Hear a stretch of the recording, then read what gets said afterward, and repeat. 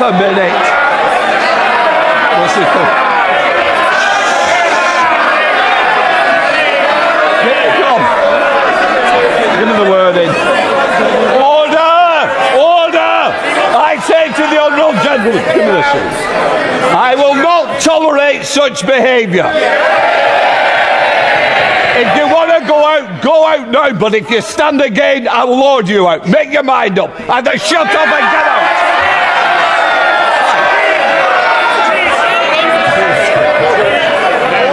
In this clip, Kemi Badenoch tears into Keir Starmer in Parliament, confronting him over welfare chaos, tax dodges and a dramatic U-turn that stunned even his own MPs. Let's watch what happened. Leader of the opposition, Kemi Badenoch. Mr. Speaker, can I first of all take this opportunity to congratulate the member for Rochdale for being the toady of the week. Helping the Prime Minister. We all know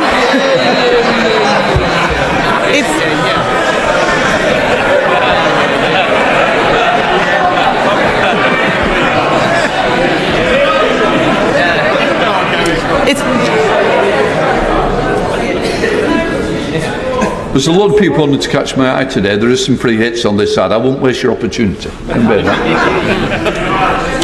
It's been a difficult week for the Prime Minister. So let's start with something simple. Can the Prime Minister tell the House how much his welfare bill is going to save? Prime Minister. Mr. Speaker, let me start by saying free school matters on this side of the House.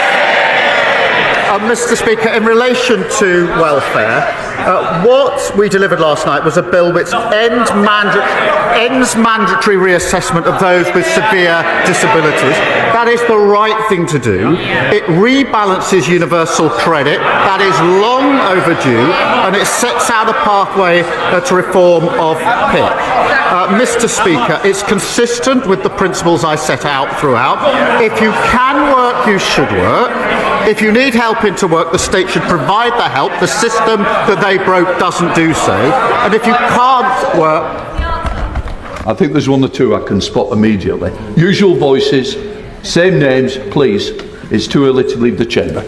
Prime Minister. And Mr. Speaker, if you can't work, you must be supported and protected. The reformed welfare system that we're putting in place will be better for individuals, better for the taxpayer, and better for the economy. Mr. Speaker, I don't think the Prime Minister actually watched what happened in the House yesterday. His bill was completely gutted. A U-turn in the middle of the debate, removing Clause 5. Where on earth was he? The reason why he can't answer the question is because he knows it doesn't save any money. It's going to cost millions. This is the first Prime Minister in history to propose a bill to save money who ended up with a bill which costs money. So if the bill doesn't cut welfare spending, can the Prime Minister tell the House how many people it will get into work? Well, Mr. Speaker, I'm glad she asked that because it gives me the opportunity to say we've already started changing the job centres and investing in support back into work. The Trailblazer scheme, which is doing exactly what she asked me, which is getting people back into work. The bill last night will help people back into work, and of course the Timms review is ongoing. But I tell you what won't help people back into work, won't help control the costs, and that is voting to keep the broken system. And that is what they did last night. Everybody in this House accepts that the current system is broken. It invites the question, who broke it? They broke it. And last night, they voted for the status quo. The broken system is their policy. That won't help individuals, taxpayer, and it certainly won't help the economy. Mr. Speaker, I'll tell him what we did on welfare. Yes, they can laugh. Why are they laughing? They don't know. My party delivered the biggest reform of welfare in government. We got record numbers of people into work, including millions of disabled people, and we cut the deficit every year until COVID. The fact is, we're not scared of doing difficult things on this side of the House. We got people back into work. What he forgets is that since the election, since he became Prime Minister, an additional 1,000 people a day are signing on to incapacity benefits. That is 50% more than under us. 50% more than under us. And Mr. Speaker, astonishingly, because of the mess they made yesterday, because there are no more savings, sickness benefits alone are set to rise to £100 billion on his watch. He cannot reduce that now. He cannot reduce that now. Mr. McKee, I think we've had a run-in before. I certainly don't want any more. Seriously, you're obviously not getting your timing right because I can hear your voice every time. I'll start again, Mr. Speaker. Yes. Start again. Sickness benefits, louder for those at the back, sickness benefits are set to rise to £100 billion because of their mess. They cannot now reduce it. They can't reduce it because after last night's humiliating U-turn, we know he cannot control his MPs. They're cheering now, but you signed the amendment. You signed the amendment. Over 100 people signed that reasoned amendment until the bill was completely gutted. He said that he would take the difficult decisions, but isn't the reality that he is too weak to get anything done? Mr. Speaker, I'll tell them what they did to the welfare system. They broke it. And it's the same as the NHS. What did they do? They broke it. Same as the economy. What did they do? They broke it. They broke everything that they touched. And now she describes the broken system that we are trying to fix. What did she do? She voted against fixing the system that they broke. And I'll tell you, Mr. Speaker, and spell that out, they voted last night for the system that is keeping 1 million young people not learning or earning. That is a disgrace of their system. They voted for a system where we have 3 million people out of work on ill health, and they voted for that system. We're fixing it. We're clearing up the mess that they left, just like we're clearing up the NHS and the economy. He's got some brass neck. Has he read the papers this morning? Has he read the papers this morning? That bill will achieve nothing. It is a pointless waste of time and is absolute proof that he doesn't have a plan. Let me tell the House what's going to happen. In November, the Chancellor is going to put up our taxes to pay for his incompetence. We on this side of the House know that you can't tax your way to growth. But people out there are frightened. People out there... Yes. These are the same people who cheered when they talked about the NI rise and the jobs tax. Why are they complaining now? People out there are frightened. Can he, Mr. Speaker, can he reassure them by ruling out tax rises in the autumn budget? Prime Minister.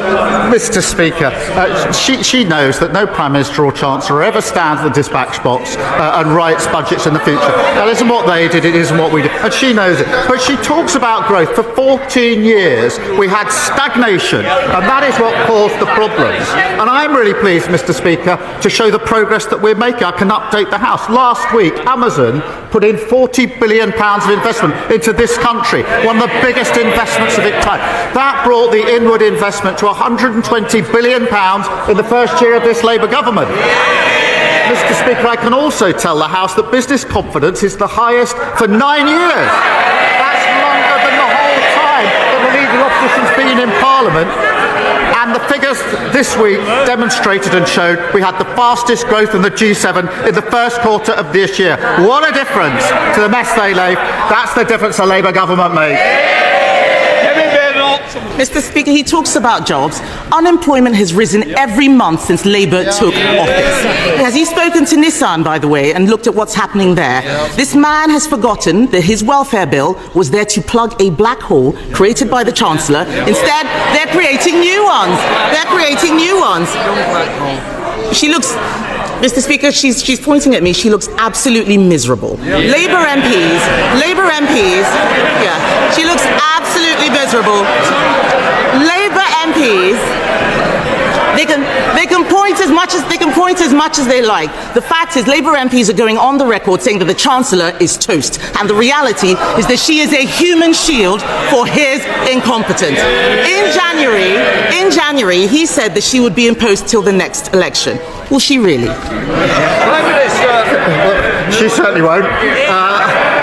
Mr. Speaker, I have to say I'm always cheered up when she asks me questions or responds to a statement, because she always makes a complete mess of it and shows just how unserious and irrelevant they are. But she talks about the black hole. They left a £22 billion black hole in our economy, and we're clearing it up. And I'm really proud, Mr. Speaker, that in the first year of a Labour government we got free school meals, breakfast clubs, childcare, got £15 billion invested in transport in the North and the Midlands.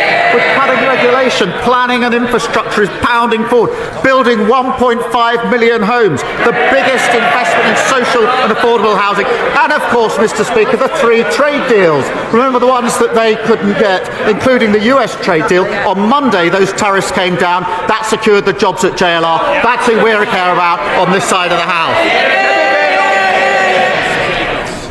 How awful for the Chancellor that he couldn't confirm that she would stay in place. He talks about this year in office. This week marks the first anniversary of Labour coming into office. And let's have it. Yes. The whips can't get them in the lobbies, but they can get them to cheer at the right time. The fact is, his own MPs are saying this government is, and I quote, incoherent and shambolic. That's Liverpool Wavertree that said that. I could go on and on. But the fact is, it's been mistake after mistake after mistake. There is no plan to get people into work. There is no plan to cut the welfare budget. There is no strategy. There is just a series of humiliating U-turns like winter fuel, like grooming gangs. Mr. Speaker, what's really shocking is that every other party in this House voted for even more welfare spending yesterday. Yes, those MPs behind him and the Lib Dems and Reform, the Conservative Party believes that this country needs to live within its means.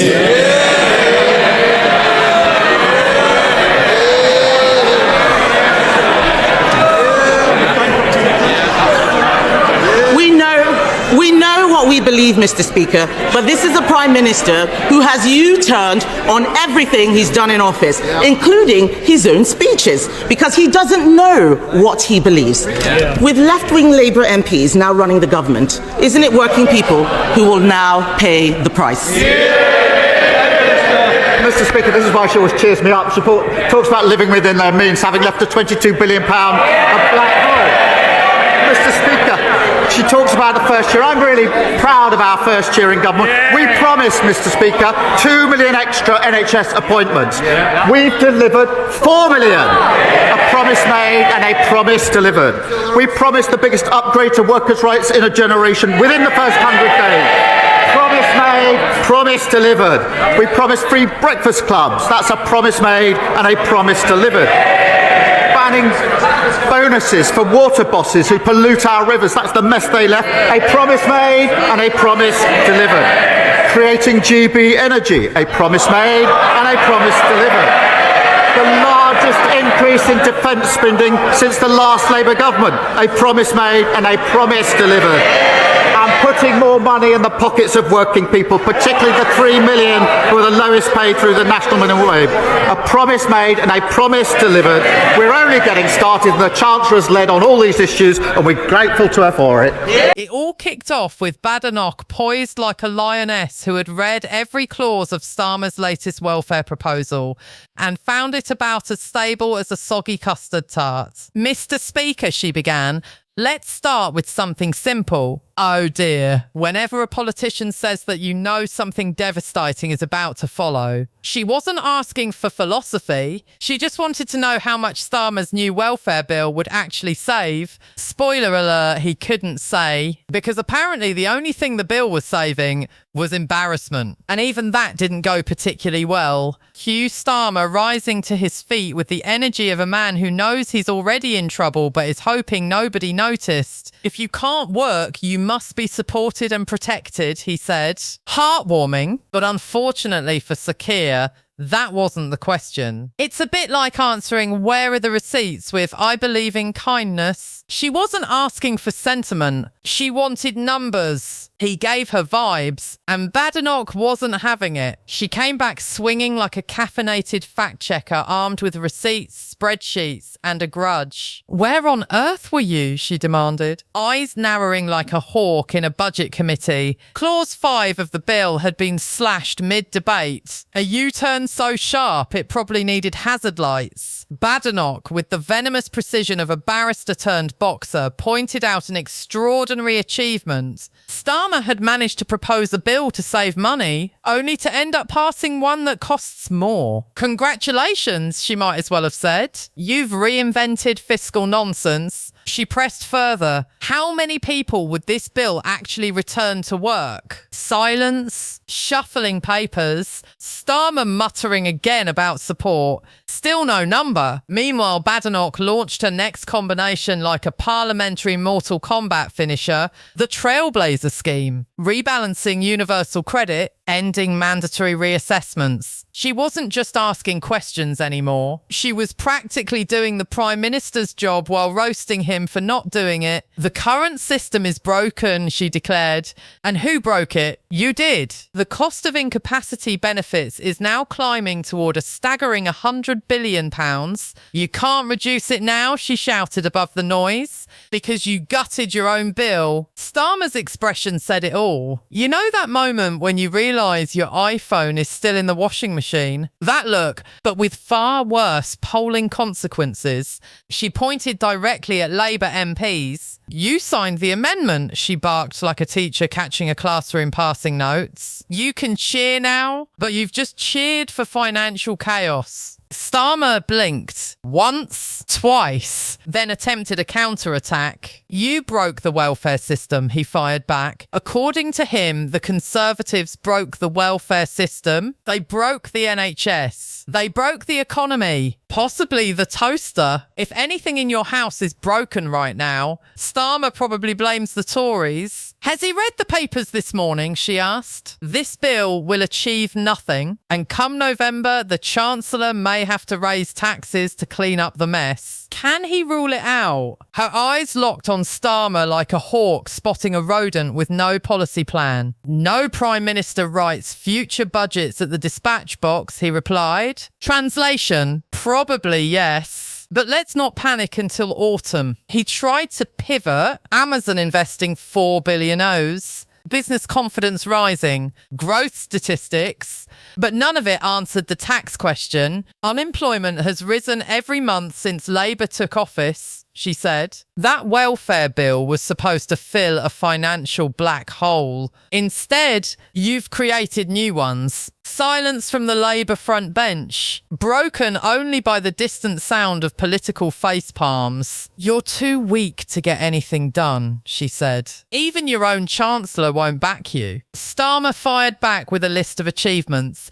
Free school meals, transport investments, trade deals, minimum wage increases, NHS appointments, the greatest hits playlist of government talking points. Every other party voted to spend even more money, including members of his own party, which raises a very simple question. So who's actually in charge here? Badenoch arrived, prepared like a pub quiz champion armed with receipts. Starmer spent much of the exchange dodging questions about welfare reform, potential tax rises, and the rebellion inside his own party. And somewhere in the middle of it all, the speaker probably wished for a pair of noise-cancelling headphones. If you enjoyed this roast royale of British parliamentary theatre, don't forget to like the video and subscribe to the channel. More than 98% of viewers watch without subscribing. It's completely free and it really helps the channel grow.